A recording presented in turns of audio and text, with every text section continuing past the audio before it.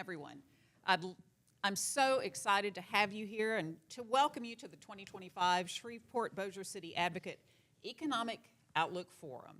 It's presented by Ochsner LSU Health Shreveport, and we want to thank our community sponsors, of which we have so many, and they are so wonderful. They are SWEPCO, that's Southwestern Electric Power Company, and Louisiana Blue. Both are supporting us. And for those of you watching at home or at work, thank you for being with us as well. And I'd also like to tell you that there's something that I need you to do. I need you to subscribe so that we can continue bringing you the great news that I think that we have made ourselves known for over the past year here at the Shreveport-Bossier City Advocate and the Advocate and Times-Picayune and the others around the state that have been legendary and legacy media for the state of Louisiana. We are going to do everything that we can to continue to bring you great news and content. For a single dollar a month, you can get all the business, you can get the news, you can get the sports from us and all of our sister publications at The Advocate and NOLA.com. And thank you for supporting local journalism. See, I'm getting even a little verklempt about saying that. Thank you so much for supporting local journalism. It absolutely means a lot. Now, joining us to start our conversation this morning, let me introduce you to the two gentlemen sitting up here on the hot seat with me. Just to my left is Justyn Dixon. He's the president and CEO of the North Louisiana Economic Partnership. It represents 11 North Louisiana parishes. Justyn has been in development. He's been in sales or marketing for 45 years. He is 46 years old. I do not know how that happened. It just makes me wonder. There's really good medicine out there, and we're going to be talking about some of those meds that he must be on. Eric if England. my people are watching back home, go to work. Get to work. Work. They do work. Next to him is Eric England. He is the executive port director at the Port of Caddo, Bossier. Folks, the port is blowing and going. Holy smokes. It's growing, blowing, going. And it's now one of the first places that people think about when they think about manufacturing and new technology in Northwest Louisiana. And Eric is here to tell us very little. And the reason I say that is because Eric is probably the best or the worst person I know to share anything with you that he's not supposed to share with you. So he will share with you what he can. What does that mean about me? Liz, now that you say that, I got to say this. Liz, though, thank you for setting this up. But if y'all know Liz, y'all know how dedicated she is to this community and all that she's done in journalism. But you are one of the best. And I say that because I received just a little bit of media training early on in my career. And one of the early times that she was at KTBS, she interviewed me. And I was taught, as we all are taught in media training, if you don't want to answer the question, just fill it with other things. That works with 9 out of 10 reporters except for Liz. She looked at me stone cold in the face. She goes, "Well, that's really nice, Eric. Now you want to answer my question?" But Liz has always been there in the thick of it. I remember in 1990, I was a private. Are you filling now? I am. He is. I believe that there's some filling going on. Liz will jump in. Y'all know that. So I'm happy to be up here, Liz, with you. But she prepared us well. She called us yesterday and told us what to say. I did. These are my topics. I did. And number one on my things for Eric to say was, talk about how great I am. Yeah. So Eric, thank you so much for coming and being here today. And again, we're very excited about things happening at the port, and we're going to hear more about that. But I'm going to start with Justyn because, holy smokes, the question that we talked about starting with, I'm not starting with. Sorry. Okay. Going with something else. Go for it. All right. Obviously, we've got to start with the big deal, the big money. $10 billion, 4 million square feet, 70 football fields, more than 2,000 acres, and that's the Meta Richland AI plant. It's a huge, huge thing that's happening for Northwest Louisiana. Obviously could have some impact on our area, Shreveport-Bossier as well. But there are two words that I'm going to talk to you about right now. It's called DeepSeek. And for those of you who've not been online the last couple of days. It's a Chinese company that claims to be able to do AI for a fraction of the cost, a fraction of the power, a fraction of the time than what we're seeing the bigs, the Alphabets, the Metas, the Elon Musk AI do in the United States. Obviously, technology is always changing.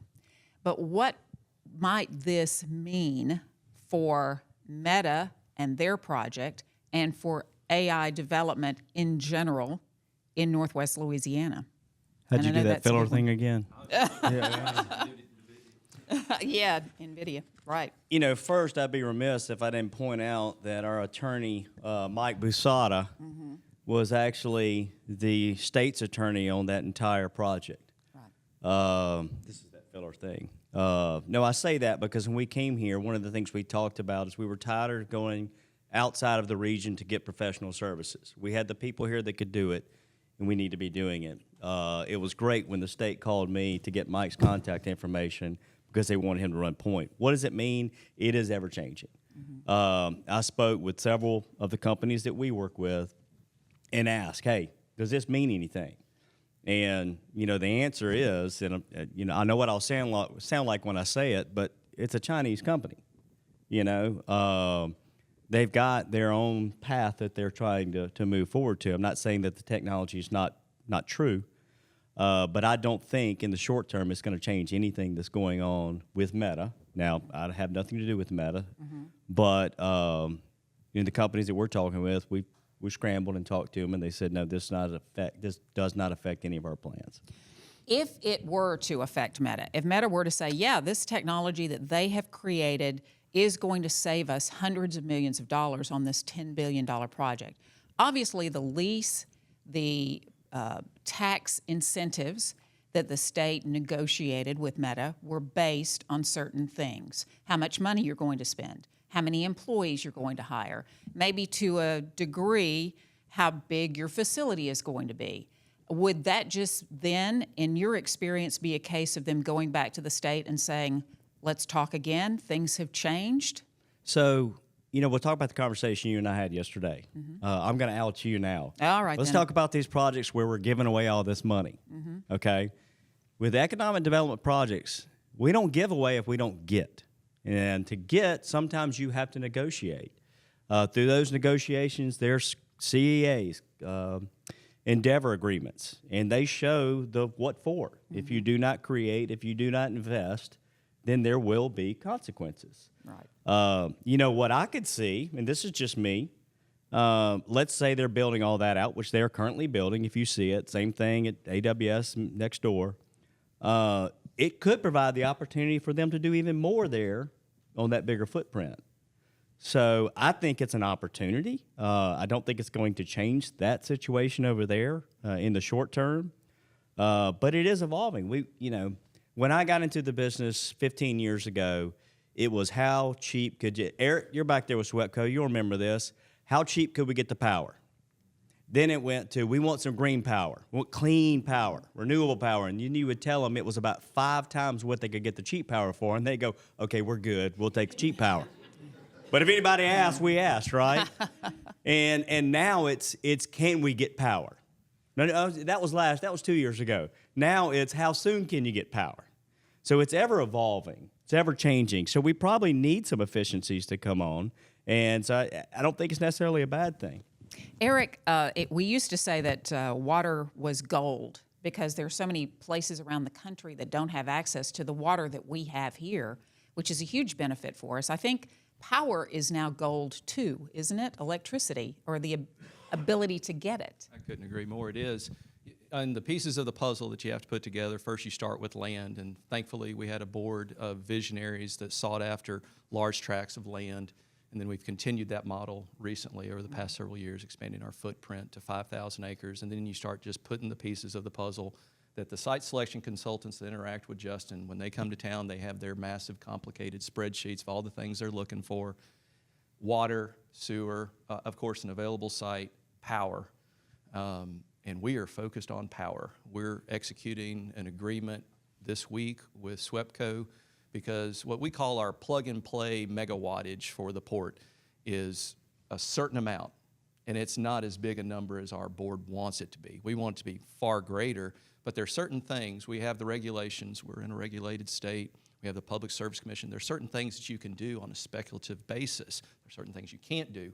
We got together with SWEPCO, and we didn't push the envelope. We said, what is the limit of what we can do? We interacted with the Public Service Commission, and we're entering into an agreement this week for $400,000 to essentially, with Justyn's help, we're going to decrease the lead time that it takes so that when one of the prospects calls Justyn's office and says, I need 200 megawatts plug-and-play power, and we only have half of that available now, we're going to decrease the lead time by 18 months, which normally might take 3 to 4 years. So even if you've got all the water, if you've got everything else, if you don't have electricity, you just got scratched, and they're looking at Mississippi and Texas. How do you decrease lead time? That's a great question. Thanks. Yeah, you find right away. It's really as simple as A to B. Find your route. And what we discovered was pushing that limit, finding what can we do. We figured out that you can discover that right-of-way, that servitude between an origin of power and the port. When I say servitude, I'm not talking like a little 15-foot, pipeline servitude. I'm talking about a massive 150-foot, 200-foot servitude, even bigger in some places. You have to find the path. You just don't lay power lines overnight. The next big thing that Justyn and I know about is transformer lead time. If we're going to get down into it, but we're all in the same boat together in this country when it comes to that. But we're doing what we can in LEP, in the port, and our board, and of course SWEPCO, the guys that are here. That's what we're doing, in addition to all the other pieces of the puzzle. But power is a big one. There are other things that you need. So many people don't know what's going on at the port because it's not a place that you're just going to drive on a Sunday afternoon and drive through with your family and look at everything. That's not what the port is there for, and they may not be welcome, particularly to do that. But you've got a tremendous number of businesses out there that are thriving, and you've recently purchased more property. We did. Why do you need more property? What businesses are coming? Yeah. So in 2012, the community recruited Bentler Steel to the community and consumed our last mega site being large scale, 300 plus acres, all the available amenities that an industrial prospect is looking for. So that they took a 370 acre site from our inventory.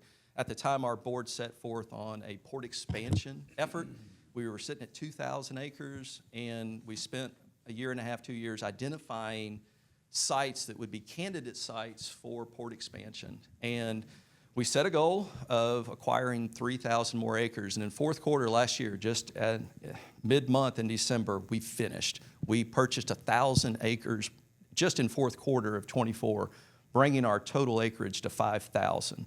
So we now have multiple mega sites. Not to go through all the steps that we did when we looked at these 22,000 total acres in Caddo and Bossier parishes. We identified the top 3,000. We master planned it, and we said, okay, this site can be great for Justyn when he's out there marketing. This is a mega site. These are semi-mega sites. These are smaller sites. So that we have that. We have those, those arrows in our quiver when we're marketing to these prospects. And that effort is what this community needed. Going back to the commissioners of the 1970s, folks like Aaron Selber, who were just visionaries and taught us, make sure that you have enough available land. At 2,000 acres, we did because we recruited Bentler Steel, but that day has come. We've planted the seeds for the next several decades at this point. Another 20 years, the saturation rate of our sites, it may be that we have to acquire even more.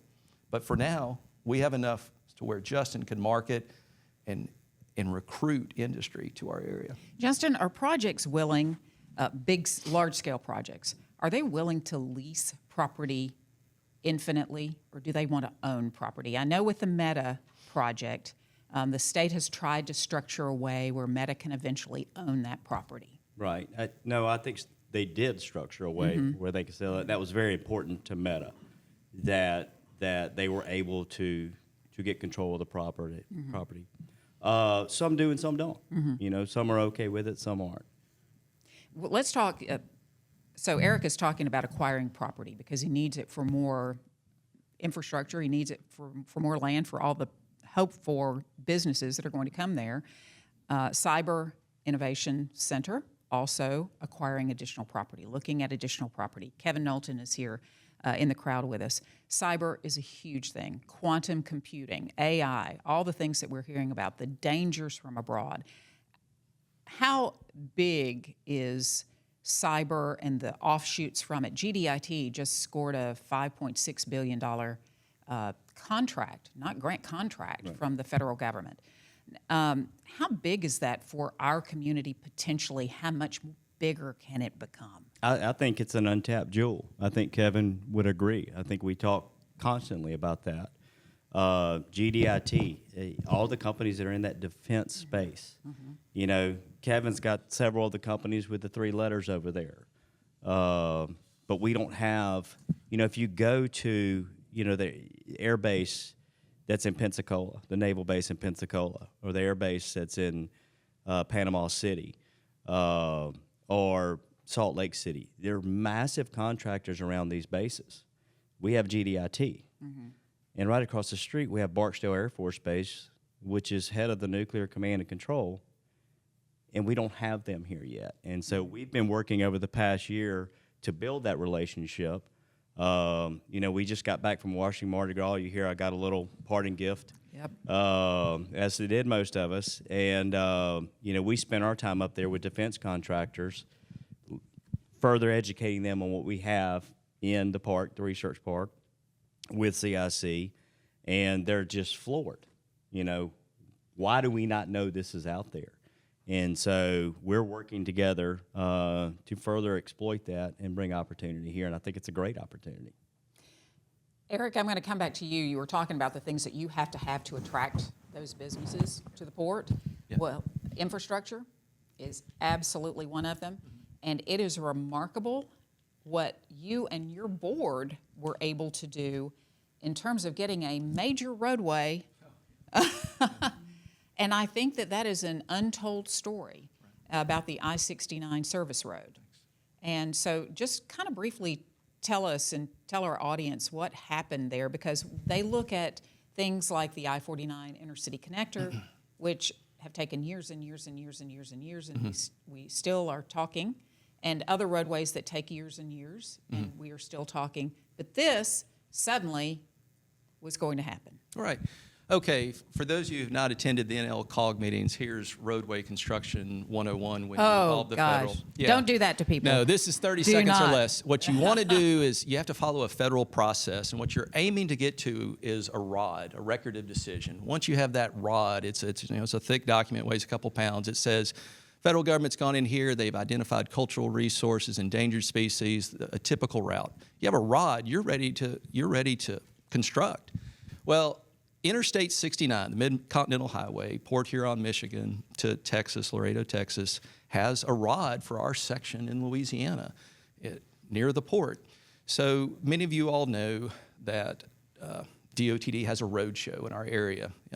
In 2020, Dr. Eric Calavoda, many of you know Eric, he was up here before he retired, and he said, and we were just sitting here like this talking, he said, hey Eric, you know there's like $15 million left over in the pot of money that was used for the ROD, for I-69, for the service road. I said, no, I didn't know that. He said, we think this service road from Marketplace Chevrolet to the port will cost $30 million based on our estimates.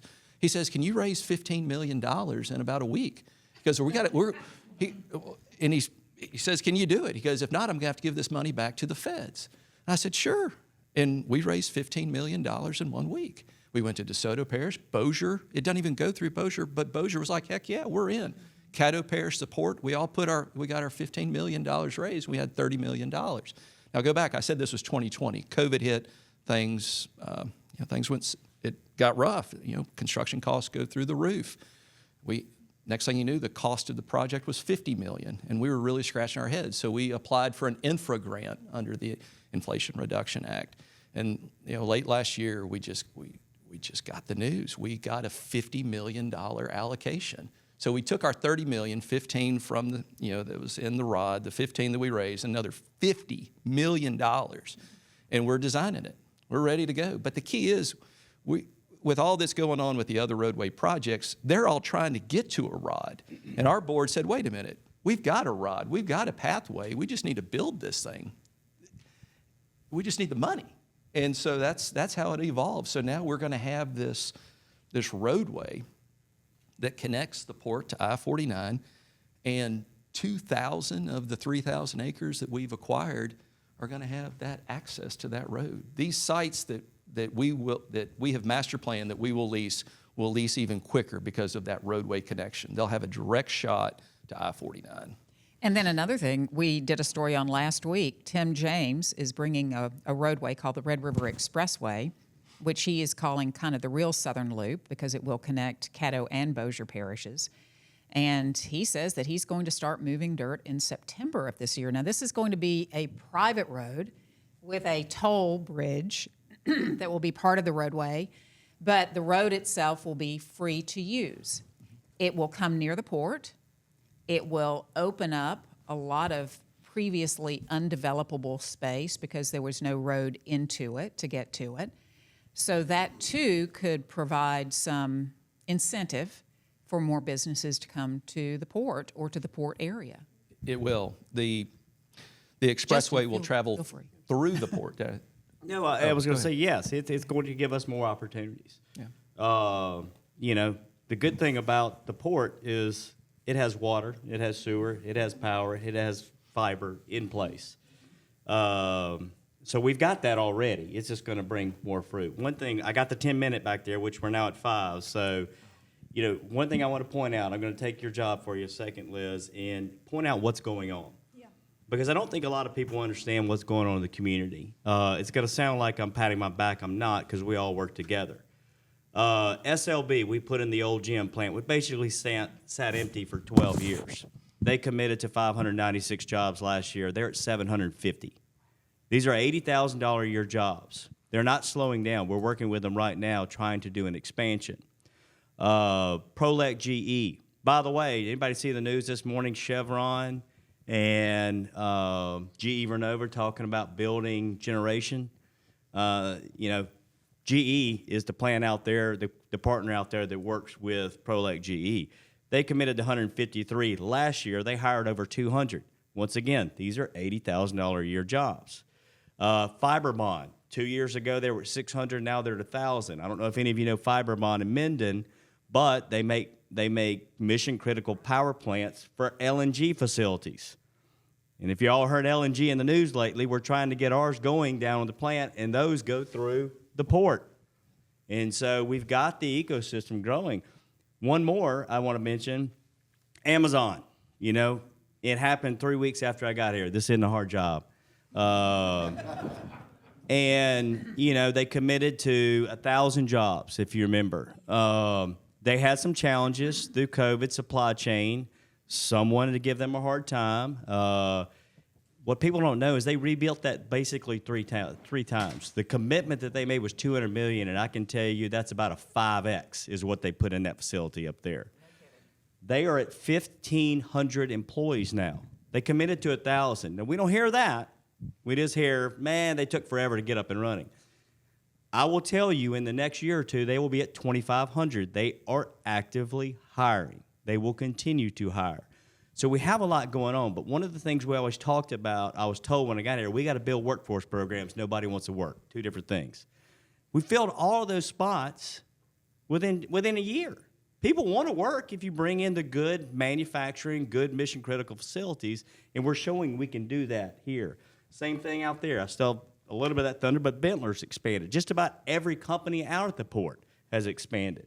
And they're not having trouble finding employees either. So there's a lot of great things going on. You're talking about well-paying jobs. You're talking about with Amazon, $19 an hour starting. Yes. Which is, and that's the low ones. Those are the low ones. The average. Right. So there's a lot of great things going on, and we need to embrace the positivity and build off of it. And that's what we're trying to do.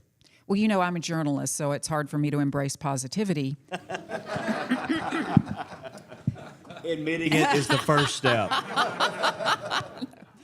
But we do want to be clear-eyed about the challenges. And there are challenges. There are always challenges. And one of the challenges Eric brought up, without realizing it, he got money from the Inflation Reduction Act. which is under a different administration. We've got a new administration. The new administration obviously has different goals, different methods for getting them. And Eric, just specifically with the port, we've got one of the companies that is seeking to build out there a significant build, heirloom carbon capture, but they're very much dependent on getting some federal dollars.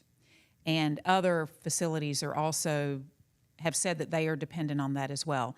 Do we think that those dollars go away? Do they have a way to fill in if they do? What are your thoughts? Quickly, I can answer it like this. It's not dependent.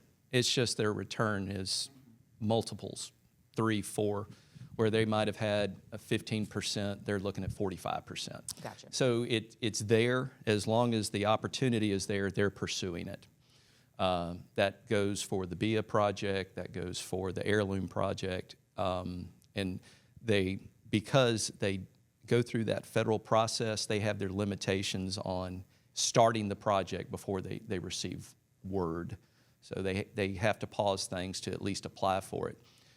The same NEPA process that we go through when we build a road, the process I described earlier, because there are federal funds in it, they have to go through a NEPA process. And it's just time consuming. Before we switch, one more thing. When one door shuts, another one opens, right? I mentioned the LNG.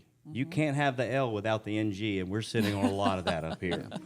We're also sitting with Fiberbond that builds a lot of the mission-critical facilities that go with that. So we do fully believe there will be other opportunities, maybe even more than we've had in the past. Well, Justyn Dixon, Eric England, thank you so much for being part of our economic outlook. Thank you. You brought a lot to this conversation. We're going to take a very short break right now, and then we're going to bring up Adam Knapp and Chris Kinsey to talk about even more that's going on in Northwest Louisiana and the state. So hang on, stay with us. We'll be right back. What's been accomplished up here is amazing. People are getting care in our communities for health and wellness, to manage chronic disease, and to stay out of the acute care environment. I have never seen expansion, quality improvement, access improvement like this in my lifetime. The growth has been phenomenal.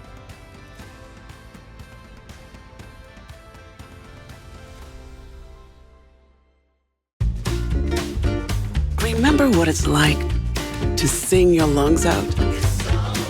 Dance until you're dizzy. Dance until dawn. And never miss a beat. Use your wings. Because you've got the compassion of the cross, the security of the shield, and the comfort of blue behind you. Live Louisiana. We've got you. Are you a community leader in the SWEPCO service area who's active in economic development? We want to offer you the opportunity to participate in SWEPCO's Energizing Economic Development e-learning course for community leaders. This course includes a wide range of topics related to economic development and will equip you with the information and tools you need to help chart a course to economic development success. For more information, contact SWEPCO Economic Development.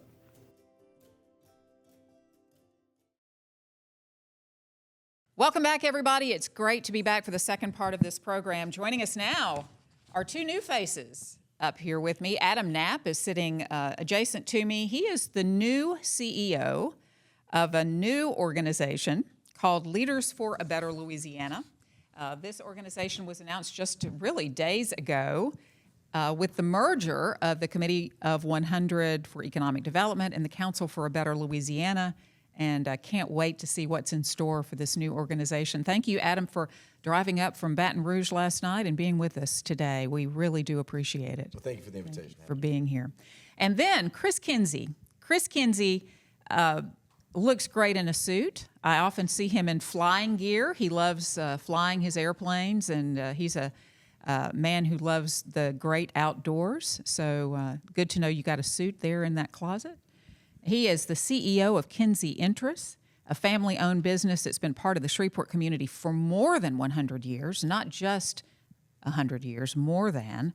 The company started with a focus on oil and gas. That was where it all was, but it has diversified greatly over the years since then with U.S. and global holdings, and Chris is going to be talking to us a little about that. But first I want to start with Adam, because one of the things that we didn't get to in our last 30 minutes that I definitely do not want to ignore, when we're talking about Northwest Louisiana, when we're talking about Louisiana as a whole, because you just recently, your organization, the C100, did a year-ender report. And one of the things that it found was the huge potential for growth in healthcare-related jobs. And the reason that you're seeing that huge potential of growth is because there are a lot of healthcare-related industries that are happening in Louisiana. In our backyard, in Northwest Louisiana, we have a tremendously robust medical infrastructure. And of course, we've got an aging U.S. population that's taking full advantage of this infrastructure. Recently, I did a story on a cancer symposium that's coming to Shreveport-Bossier in the fall of this year. And folks, this is a tremendous thing because this is a symposium that has never been to a non-tier 1 city across the United States.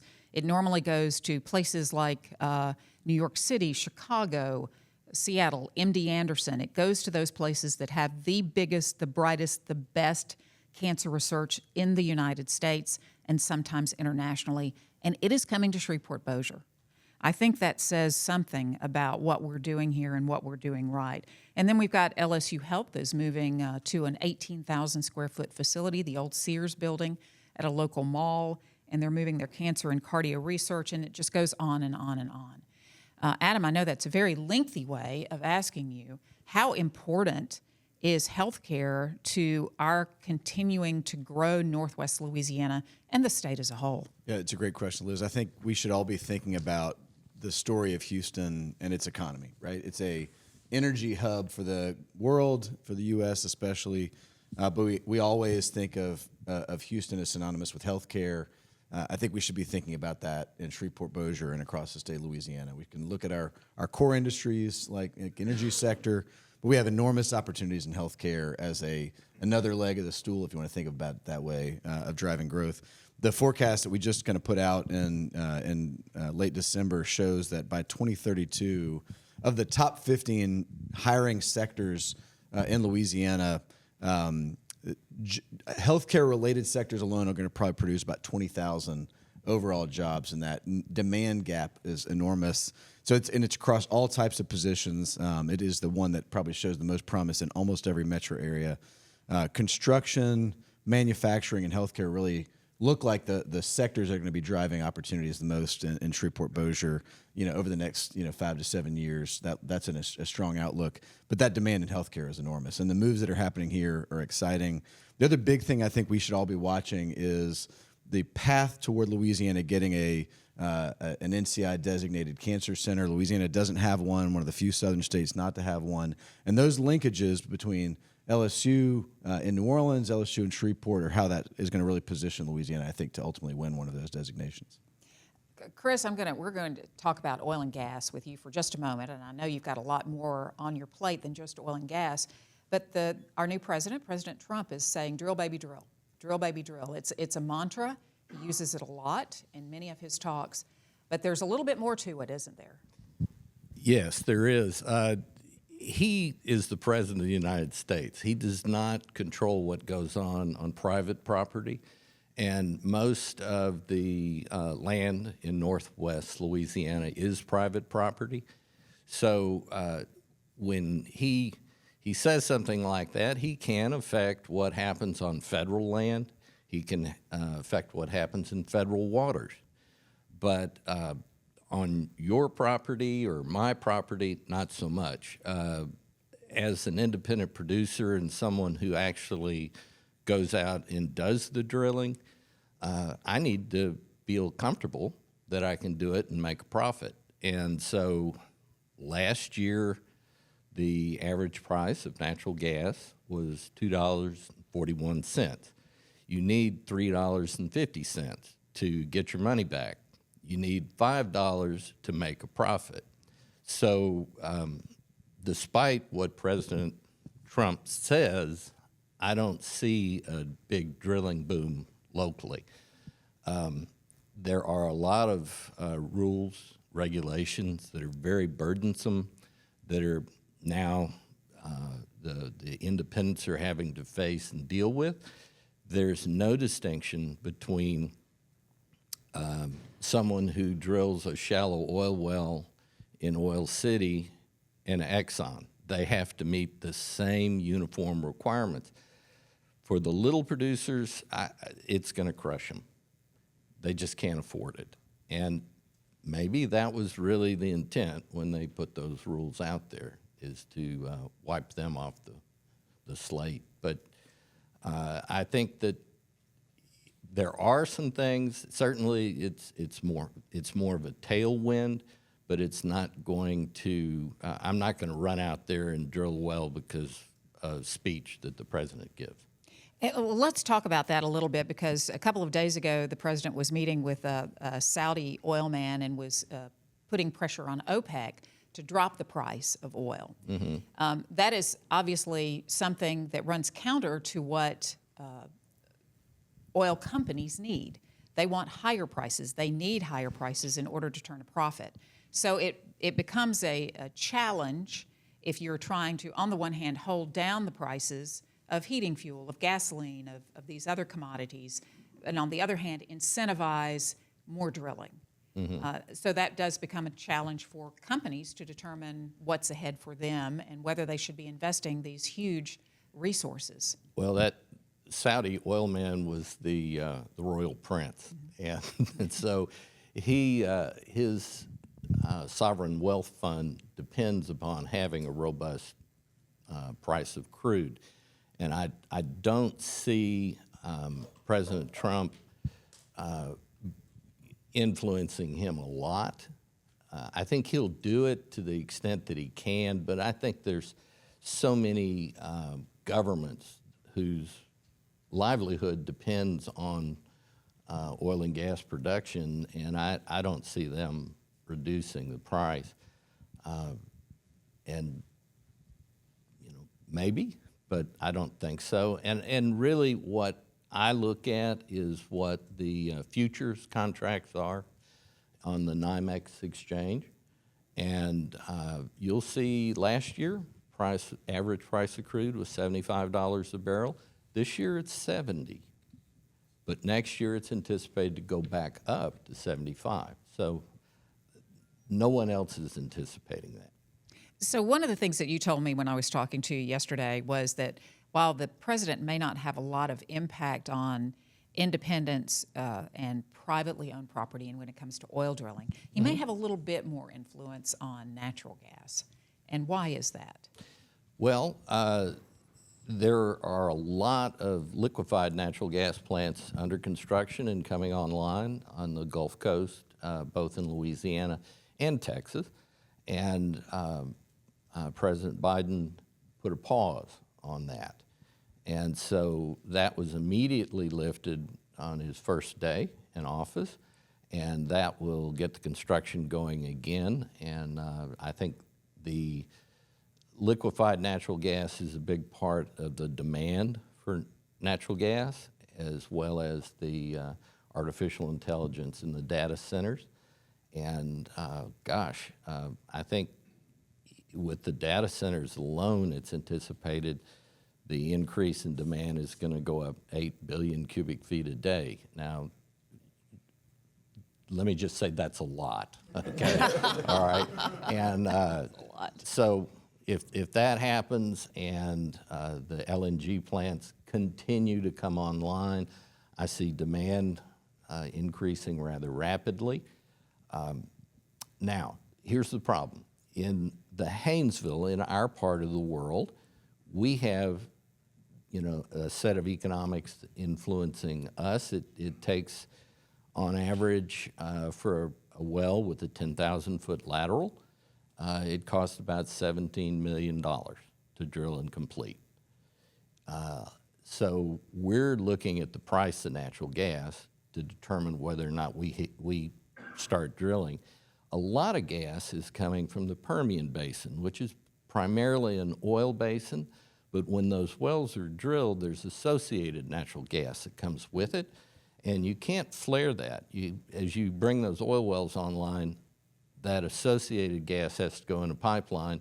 So their economics are very different than ours. And so that's why the supply still keeps going when we're sitting on the sidelines a little bit.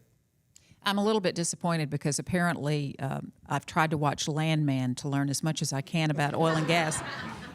And you're telling me that they don't flare out in West Texas, because I'm very disappointed now that apparently that program's not telling me correctly. You won't believe it, but Hollywood rarely gets it right. Adam, I'm going to, since we're talking about the president and some things that the president can do and things that the president may not be able to do, but may be able to influence with words or statements or meetings, what about industrial policy? I think that that's something that's important to Louisiana as a whole. Is there something that you think the president may have to say about that and what it will do to us or for us? Well, I think your last panel already began to touch on this. I think the big question marks that we addressed in actually some sessions we did in D.C. last week at Washington Mardi Gras really have to do with two big, I think, factors that everybody are going to be watching. The effects of tariffs and the effects of changes to the Inflation Reduction Act. A lot of the Inflation Reduction Act incentives that were put in place for different aspects of the energy industry, especially carbon capture and hydrogen, how those get changed or not get changed has a lot to do with a lot of the projects across the state. And so I think we want to see whether that's a kind of rip it all out and start over path, especially on the IRA. And those credits, or if they're going to see more of a nuanced scalpel approach to try to protecting some things that have mattered. And I think in Louisiana, specifically on the carbon capture credits and the hydrogen credits, a lot of the major projects in North Louisiana, especially in Central and South Louisiana, are watching this closely, and I think that's going to have a big effect on investment horizons. Someone said it on the last panel, but it's not necessarily that it kills projects; it just changes returns. And some may be, caught. They can't pull it off. Others will be well positioned to continue forward. And so I think that's one that I think we're going to see, hopefully sometime in the next 6 to 12 months, clarity on. But I think as a state, we should all be advocating for protections and a hold steady position on those two credits, especially that matter to what we see as a enormous amount of interest for foreign investment into the U.S. Because of our position, kind of U.S. versus China. I think that puts us in a great position to see more investment come into the U.S. If we're positioned well and we have certain incentives for places that we've looked at. We have natural advantages from real estate and other things, land and other things that make us more competitive. So I think that's what we're going to be watching this year especially. Do you think that some of that investment may be put on hold as different countries or people from different countries try to determine which direction the wind is blowing coming from Washington? I think it could slow down, but it looks like nothing's been put on hold yet. It's all still in a wait and see, and there's a lot of design work that still has to be done. So they're on track as far as that goes to see what happens in terms of overall policy. The other thing that I think is worth talking about is Louisiana's industrial policy shifts. And so I think the other big story I think of this year, this past year, is how much really has changed. And I think the story y'all talked about on Meta, to me as much as anything, the meta story of the Meta project is really how much LED and the state has been dramatically more responsive to coordinating kind of the systems of government to try to win projects for Louisiana. And that sea change, I think, is one that is not just about Meta, it's about all of economic development in the whole state, and a much more proactive stance for Louisiana. What we hear and we continue to see more of is other states, economic development officials and site selection consultants really sitting up and taking notice of Louisiana's proactiveness. And so I think that's really the story that we expect to see translate not to just that one sector, but across a wide variety of sectors as a much more proactive state, whether that's on defense, aerospace, cyber, tech, and of course across the energy sector. And the story that Adam's talking about, if you haven't had a chance to see it, Stephanie Riegel, who is our business editor in New Orleans, did a story about how Meta came together, how it happened, and how quickly it happened, and how many different entities had to bless it, had to work with it. Mike Busada here, the attorney who was right in the middle of all of it. And it is a remarkable story. It could be a movie with Billy Bob Thornton. But it it's Playing just Justyn Dixon. Yeah, absolutely. It's good for Oh, it's such a good thing he's gone. I saw him. That's why I wanted to make sure I stared at him when I said that. He's back. He came back when he heard that. Since we're talking about Billy Bob Thornton and about oil and gas, we're going to go back to Chris. Chris, I did not realize, I mean, when I hear Kinsey Interests, I think oil and gas. Certainly so many people do. That's what got you started. But talk about the fact that you're not that much anymore and why that happened and when that happened. Well, it's a very cyclic and very risky business. And so in the 1960s, my father made the decision that he wanted to be involved in things that were a little more stable. And so we started diversifying into other businesses and industries, and that's worked out well. And we're a private company, so I don't go into a lot of details, but it's it's just us friends here. But one of the things that you have gone into, I was talking to you about renewables, and you have some renewables out there, or some things that could be. You've got the biomass, Sure, and some other things. So you're diversifying widely. It looks like. You know, we care about the environment just like everybody else. I served as the chairman of the Nature Conservancy for the state of Louisiana, and I was on that board for 30 years. And it's something, you know, our resources and our environment are something that everyone cares about, and it doesn't matter what industry you're in. And so, sure, we'll do anything we can. Some business investments have more of a civic component to it than a financial component. And, you know, we have taken a part in things that just needed a helping hand to get up and get going that hopefully will be very beneficial for the environment. And we're working on some things. We've invested in a company that is working on things that could be really transformative in the refining business on removing CO2 from the atmosphere. So we got our fingers crossed there. Hope it works. Adam, let's talk about workers for a little bit. Louisiana tends to be at the top of some bad lists and pretty low on some good ones. And we have, though, according to your latest report, seen some increases in wages for Louisiana workers, but it's just not enough, is it? Yeah, actually, the fascinating part of the report, I think, was twofold. One is Louisiana's wages have gone up by 25% since 2019.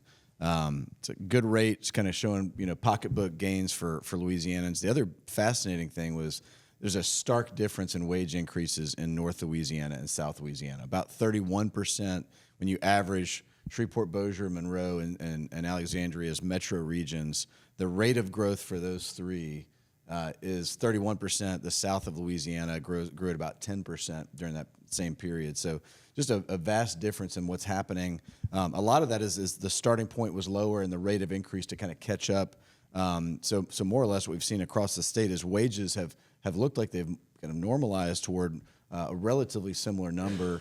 And that the gain has been really North Louisiana and Central Louisiana kind of accelerating faster, catching up to where the kind of the southern part of the state is. That interesting, like the rate of growth in Hammond, for example, in terms of jobs has been very high, but their wage increases have been the slowest of the state, or one of the slowest in the state. So it's really kind of fascinating to see how this is shaping up. But when you think about how economic development really translates to the communities and citizens across Shreveport-Bossier or across the whole state, it's really when we see wages growing for everyone that you start to see the kind of the benefits of economic mobility, not just economic growth, but gains in household income that you want to see across the state. I think we're going to see the state actually pay more and more attention to the impact of wages on economic development and how we make policy choices than we have traditionally thought about capital investment or just overall job numbers. It's got to translate to citizens feeling the benefits.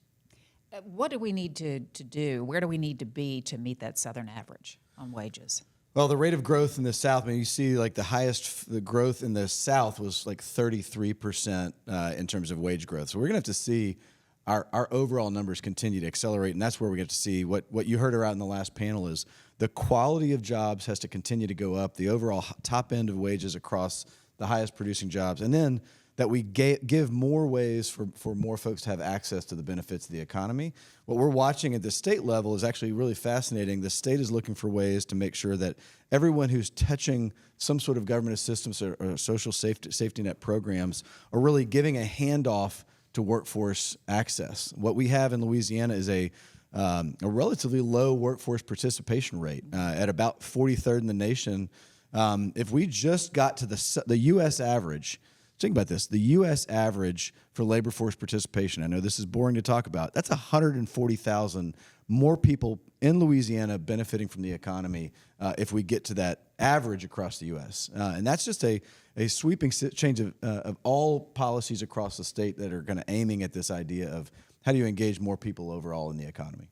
Well, when you talk about businesses who say they can't find employees and you've got workforce participation at low levels, it makes sense to try to encourage more people back into the workforce. Yeah, you see this not only in how we think about, the state last week added more money to the MJ Foster Scholars Program, a program that through our community and technical colleges and private universities and training programs is giving free access to in-demand jobs to go and retool as adults.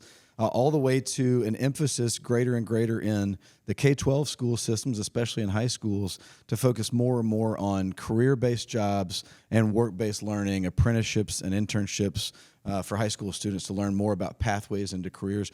All of these are kind of linking to that overall challenge, which is more folks need to be able to kind of gain access to the benefits of the economy in a state where 50% of our graduates from high school go on to a 2-year or 4-year degree, but 50% of them do not. And that's the challenge we've got to be able to kind of lean into to try to improve those numbers. And I see Jada Spillers in the back of the room. She's the CEO, Executive Director, Chancellor, I'm going to get it right, Jada, of NLTCC, and she says don't ever call it VOTAC because it has gone so far beyond that. It's a college setting where people learn these skilled trades. And that was something that was important to you in your recent report as well, because these skilled trades, everybody's talking about the fact that there aren't enough of those skilled trades people anymore. And it takes a while to learn those trades and get good at them, and we need more of them. Now, I would just add to we think about incentives in economic development as one of the key drivers, or access to land. No doubt they are. Access to quality of a workforce and a skilled workforce and a growing population with skills is as critical or more critical than any other factor you could put on the table. And so as you describe it, whether we're thinking about the way that folks retool into the jobs that are available at every metro area, every community level, it makes us more competitive to grow jobs for our state. Chris, you were talking yesterday about hedging your bets and just talking about in business in general, you have to hedge your bets. If you were a hedging bets man, which you are, what bets would you be hedging for 2025? Are you talking about across the entire spectrum of all investments? You take it how you want, but just what you think are things that will bear really focusing on this year and being a little bit wary of. I think in Northwest Louisiana, I think the data centers are going to be transformative as far as what they're going to need in employees, in equipment and supplies and resources to build 4 million square feet under roof. That's enormous. And so I would look to opportunities there. I think there's always opportunities in the equity market, but as far as Northwest Louisiana, we've got tremendous resources here. We have what the data centers need. We have water. We've got electricity, and we've got natural gas, and they need power. The only power source that you can bring on quickly is either natural gas or coal, and I don't see coal as viable. So it's going to be natural gas, and I know I'm probably delivering Justyn's speech here, but that's going to be transformative, I believe. Mm-hmm. And what do you think, Adam? What do you think is going to be perhaps transformative for Northwest Louisiana or Louisiana in 2025? And do we have the people in place in Baton Rouge to help us make that happen? Well, I definitely think on the latter, we've got a great kind of coordinating team between nonprofits like ours and the state leadership focused on what feels like a singular focus on growth for the state and very specific in different ways. I'd say three things that kind of jump out to me as kind of big priorities and opportunities. One, the state is in the middle and near the end of writing the first long-term strategic plan for the state's economy. They should be finishing that in the next month and a half. And it's going to help every metro region kind of look at its targets. And that then makes sure that the state knows what your regional targets are as it's trying to make sure it's setting up the infrastructure to support every metro area's long-term growth rates. We haven't had a state strategic plan for our economy in 16 years. Wow. And so this is so critical to make sure that we get alignment, that it's not just LED that does this, but growth is driven by every facet of local, regional, and state coordination to try to make that happen. I think the story, you kind of referenced Stephanie's story about the Meta deal. It really points out that the role that DOTD played was just as important or significantly important as the role that, say, an Entergy played. And that collaboration is critical. The second big thing is the state's going to be making some massive investments in the governor's real kind of first full budget that he gets to have to his discretion. He came into office last year at a transition point in budget design. He's going to get to put his full stamp on this budget, and how he makes some emphasis around economic development and major investments in infrastructure is something we're going to be watching closely. Did they make investments in site development across the state, which is a critical need for the state of Louisiana, and how they make bets in things related to talent development, as we talked about a moment ago. I'd say those are kind of three things we're going to be watching: is kind of completion of the state strategy, making some critical bets with the dollars that they have in this year's budget, and then especially how they angle and aim those dollars toward the talent needs of the state. I'd be remiss if I didn't point out, too, that talent is not just about what we produce out of our own schools, whether that's K-12, 2-year, 4-year programs, or reskilling adults.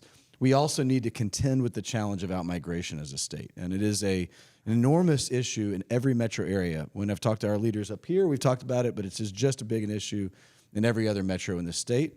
And the state really needs to look at creative ways to contend with reversing that, but also by retaining as many as possible, being a better partner to connect folks to jobs, but also telling the story outside of Louisiana about opportunity in Louisiana. And that's on all of us to be stewards of that message outside of Louisiana with the relationships that we have with our family and friends and cousins and uncles and aunts. And we need to make sure that they know there are opportunities back in here in Louisiana. And we need to see that migration trend change. Well, we've got so much going on in the state. I think it's going to be an exciting year. I think it's going to be challenging, exciting. There'll be times when we're not quite sure what's going to be happening. So much is going to be happening in Washington that will affect Louisiana. And so it's really a time to be tuned into the news and to all of our sources to figure out what's going on. And there is a lot going on in Northwest Louisiana that we didn't have a chance to get to today. Things like in about 16 days, we're going to have the opening of a new casino in Bossier City. It'll be our first land-based in Northwest Louisiana. $271 million invested in live casino and resort Louisiana. Will this grow the market? We will see. We will see. They believe that it will bring more people into the market. One of my stories recently was about the return that our current casinos are seeing, and it continues to be going down year after year. So whether this will grow the market, we will wait and see on that. And then the other thing, of course, if anybody has heard of a guy named 50 Cent, Curtis Jackson, who has come in. He has a lease on Millennium Studios in Shreveport, Louisiana, intending to potentially or possibly bring streaming, film, television here, kind of a jump start to our local movie industry. And we are all waiting to see what happens there and when it happens and how it happens and what it means to our community.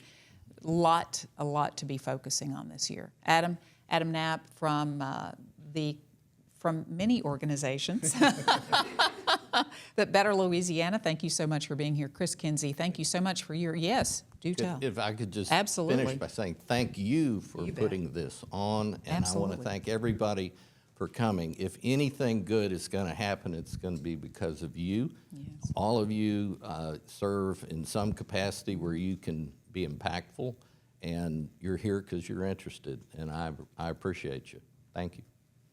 And I want to thank all of you again for joining us for this event, our 2025 Shreveport-Bossier City Advocate Economic Outlook. It's always exciting, it's always fun and interesting. It was presented this year by Ochsner, LSU Health Shreveport, and again, our community sponsors are Southwest Electric Power Company, Louisiana Blue, and thank you too to the Community Foundation of North Louisiana for always being a great neighbor to us. They allow us to use their great facilities.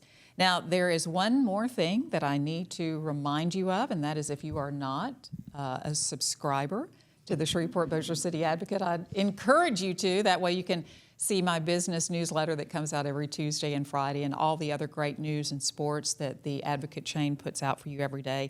And thank you so much for being here and for supporting local journalism in Shreveport and Bossier City. Thank you all. Thank you, Liz.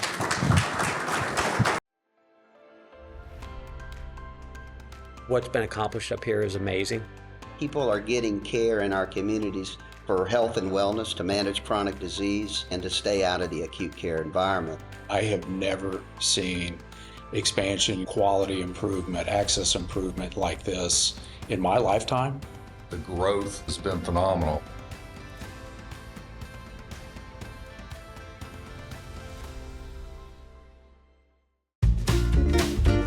Remember what it's like to sing your lungs out? Dance until you're dizzy. Dance until dawn. And never miss a beat. Use your wings. Because you've got the compassion of the cross, the security of the shield, and the comfort of blue behind you. Live Louisiana. We've got you. Are you a community leader in the SWEPCO service area who's active in economic development? We want to offer you the opportunity to participate in SWEPCO's Energizing Economic Development e-learning course for community leaders. This course includes a wide range of topics related to economic development and will equip you with the information and tools you need to help chart a course to economic development success. For more information, contact SWEPCO Economic Development.